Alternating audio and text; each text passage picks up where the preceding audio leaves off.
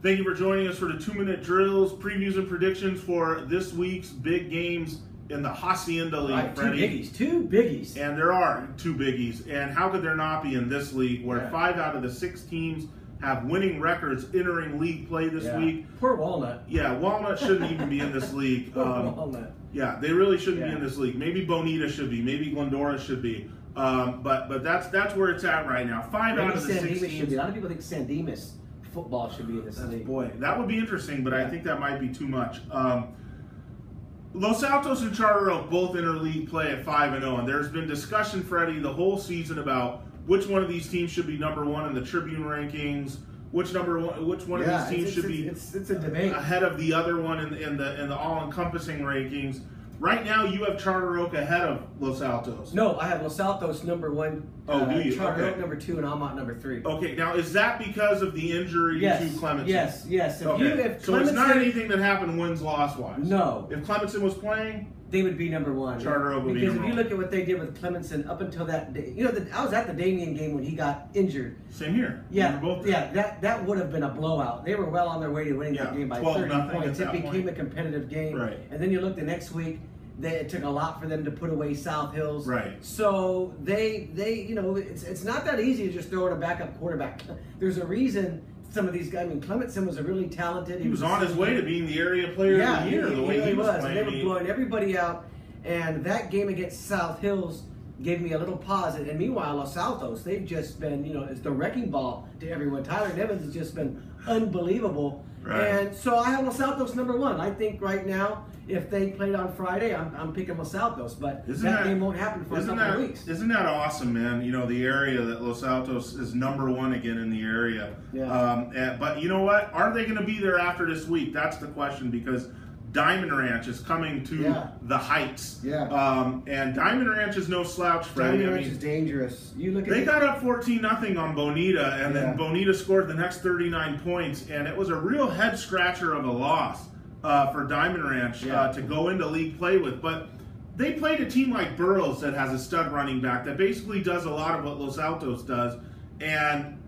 basically pound their stud running back, and they whipped Burroughs 35-17. And they only lost to Chino Hills 20-13. Right. Chino Hills, a Division II team that's typically pretty good. Still a good team. They're not what they used to be, but you see them hanging in these games. You're right. The Bonita game again gives me a little pause going into the Hacienda, because the Hacienda is unforgiving. It's so tough. Right. I mean, you got Chino or Diamond Ranch that can finish 4th or 5th, or West Covina, Los Altos. I mean, there's just. You're right. Aside from Walnut, there are 5 teams that, if they get hot on any given Friday, can probably beat each other. They might be able to. And if I'm not mistaken, Diamond Ranch beat Los Altos last year.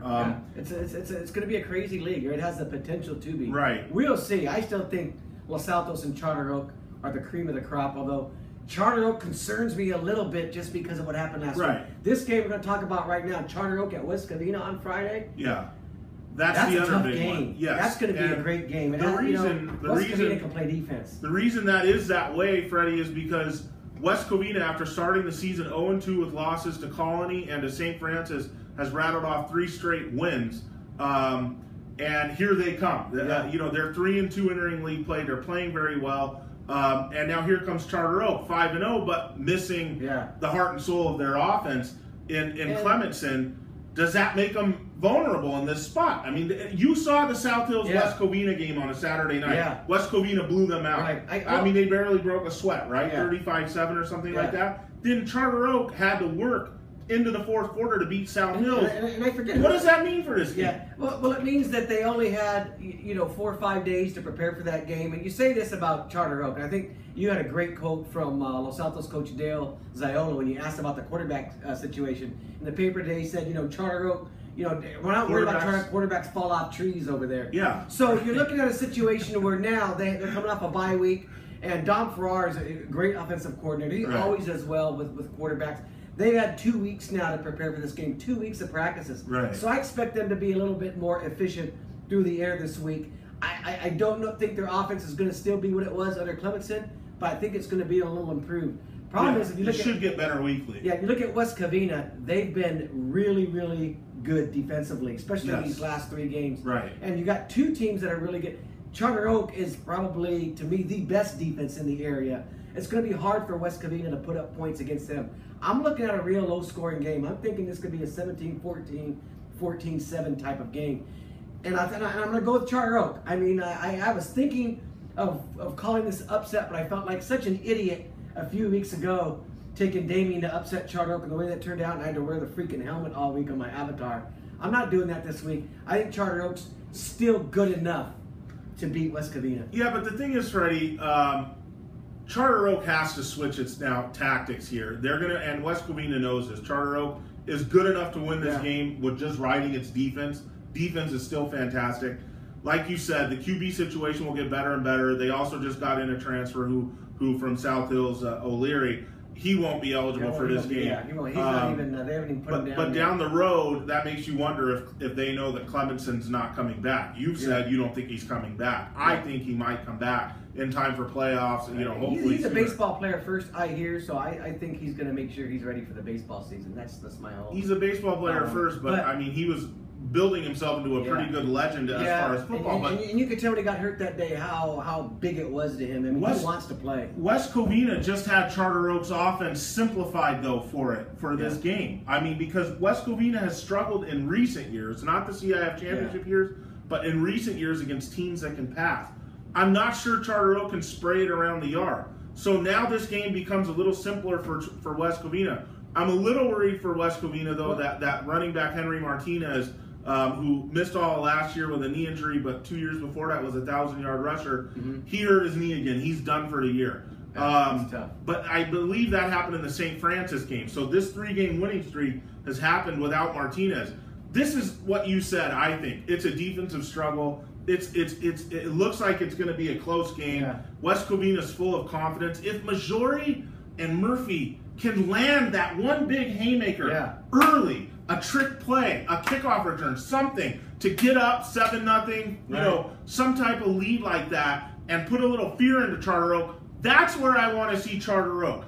What are they going to do when they're down in a game in the second half? They were down 21-14 in the fourth quarter against South Hills and came back and scored 21 answered points. So that ansers part of your question. Part of my question, but I want to see it against West Covina's defense or Los Altos' defense. You like to look at common opponents. I mean, you have to look no further than South Hills, and it's a fair comparison now because Charter Oak played South Hills the way they are now without Clemson and so did West Covina. And West Covina handled them a lot easier. So if you want to say advantage West Covina, go ahead. I still like Charter Oak.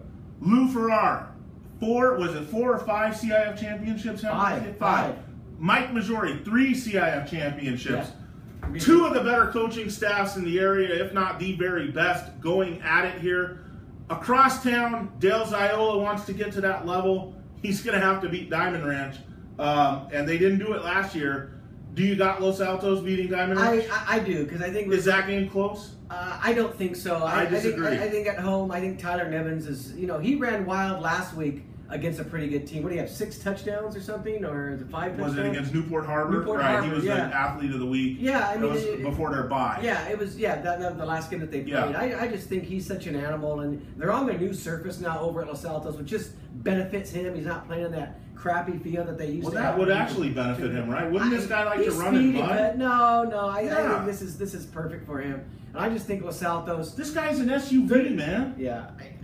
I think that I think he's going to run right through Diamond Ranch, to be honest with you. Tyler Nevins is an all-terrain vehicle, Freddie, so any kind of I saw him when he came in here, and he was Kurt Scobie-like, his body, Kurt Scobie plus about 6 inches of height. His sculpture, and you point out that he's starting to get offers. SC might even be. He unofficial visited SC. Yeah. Wisconsin talked to Dale Ziola, which was music to my ears because I'm a Big Ten fan, and San Jose State offered him over the weekend. Yeah. So that's pretty nice offer right there in San Jose State. Good for Tyler Nevins. 4.0 speed. I mean, let's be honest. Right now, in the Tribune, if you're looking at Player of the Year, he's the runaway choice right now. I don't think it's even close. Clementson, I thought, and Nevins would be 1, 2, but There might be a couple others in there that play Comstock. They're undefeated. They're my #1 team, and they've got the best back in the valley. It's right now. It's a lot's going to determine that playoffs. And right. But right now, he's unquestionably the leader of the clubhouse. I got Los Altos, but I think this game's close, Freddie. I got Los Altos by 14 points. I got Charter Oak, and I think that one's I got Charter Oak mildly. by 10. Yeah, I agree. Charter Oak in the 10-point range. These are great games. Yeah. Great way to start the Hacienda League. Fans, I don't have to tell you this. 2 undefeated teams playing against teams that could knock them off. Get out to one of these Hacienda League games. Enjoy it.